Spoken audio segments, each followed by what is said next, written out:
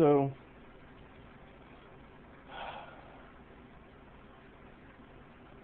logic and memory compensate for creativity and intuition.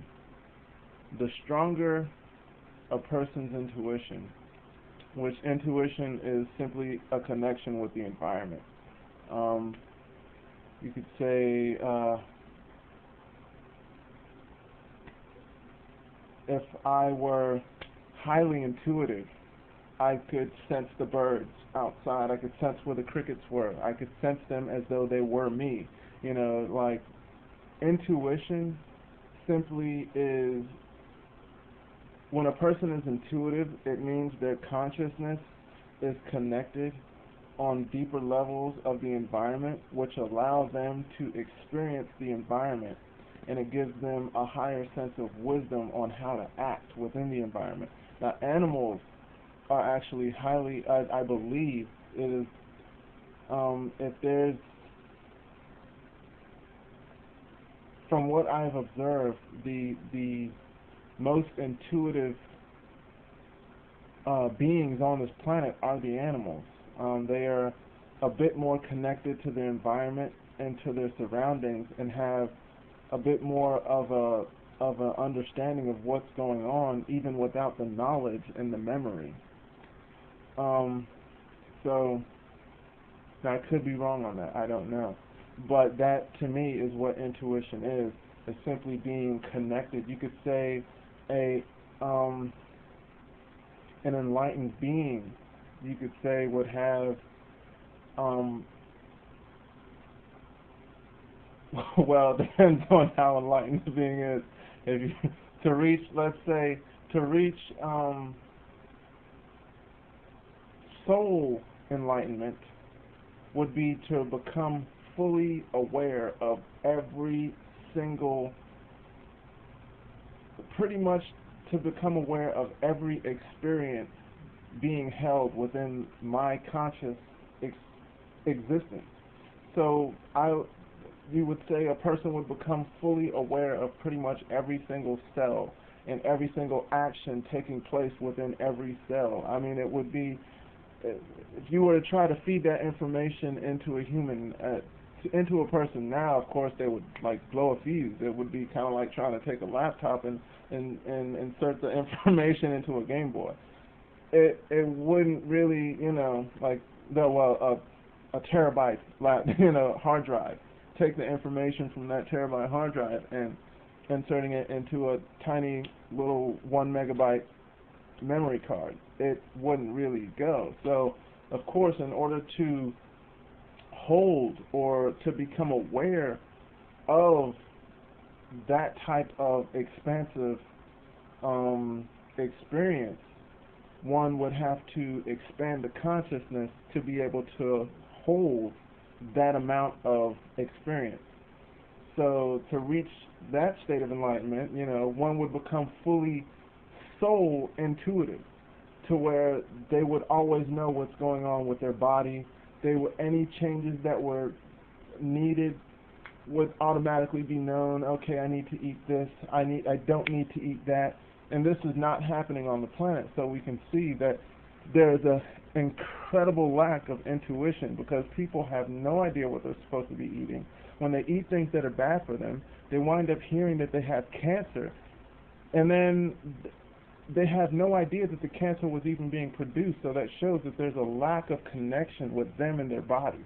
Because if a person was intuitive, at least soul intuitive, they would eat something and say, oh, whoa, whoa.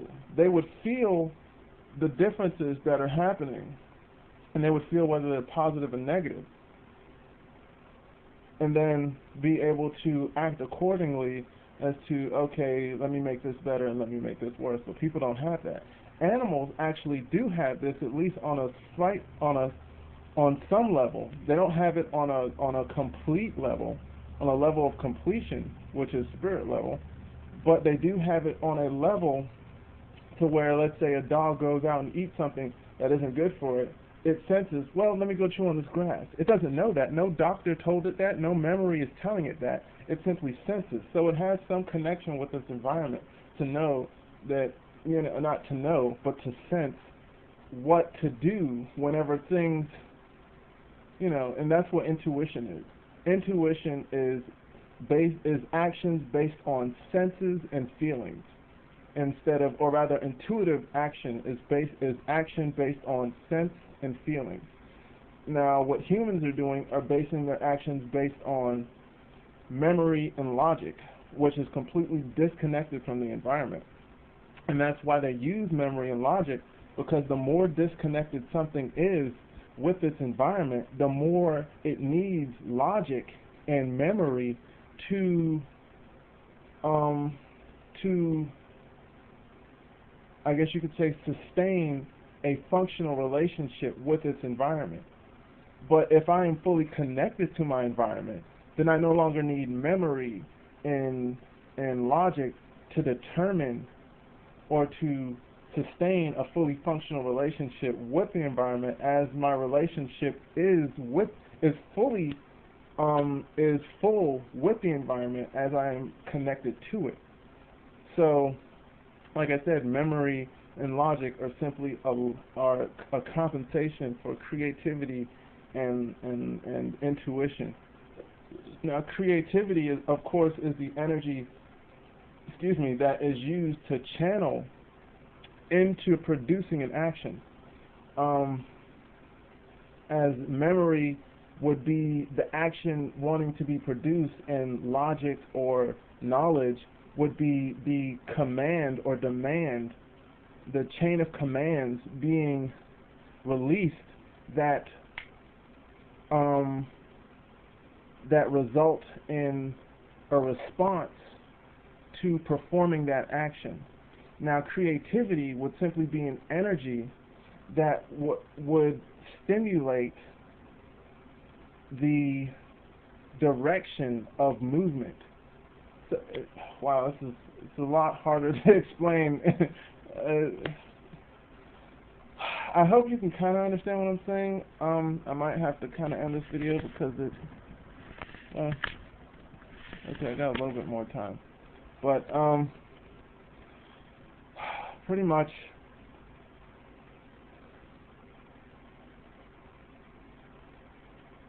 enlightenment. The main thing that people are talking about as far as enlightenment, spiritual enlightenment, spiritual awareness, all these different things.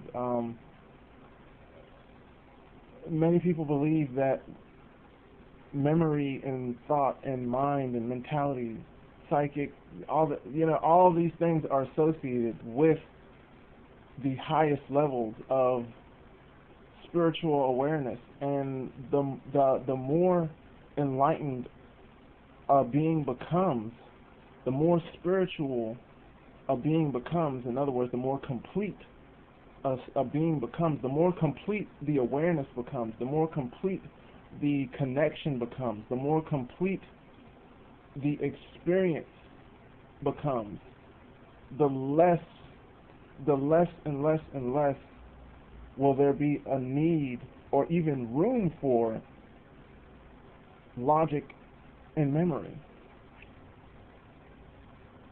Think about when you dream.